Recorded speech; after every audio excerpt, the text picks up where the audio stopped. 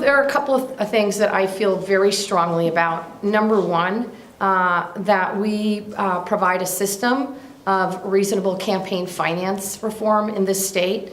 As you know, the Supreme Court ruled, I can't remember if it was a 97 or 98 case, and Van Natta versus Kiesling, that our relatively broad free speech clause, Article 1, Section 8, prohibits us from enacting campaign finance. We think there's another approach. We're working with lawyers and with stakeholders to see if we can figure out an approach to amend the Constitution to allow for reasonable campaign finance limits in Oregon. We're one of literally 4 or 5 states that has no restrictions on campaign finance.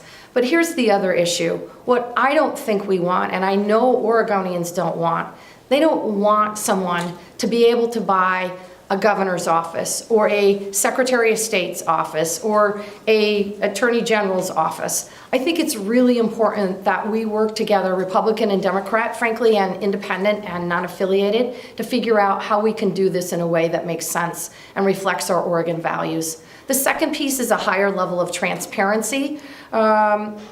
As you know, the campaign finance system was passed in 2005. I was part of a bipartisan work group to put that together. Essentially, the reporting periods in that campaign finance system haven't changed in over a decade.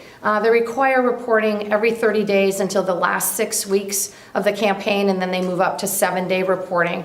I think given technology and given conversations that I've had with other states, that we can increase the reporting period so we are truly shining a light on who is spending money on Oregon's campaigns.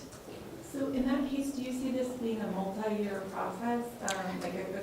Absolutely, absolutely, Paris. And the reason why I say that is because obviously amending the Constitution takes a majority of Oregon voters at the ballot box. So that will be on our goal would be to get that on a ballot sometime in the near future. I think realistically it's 2020. The second piece, though, is statutory changes to allow for a higher level of transparency in campaign finance reporting.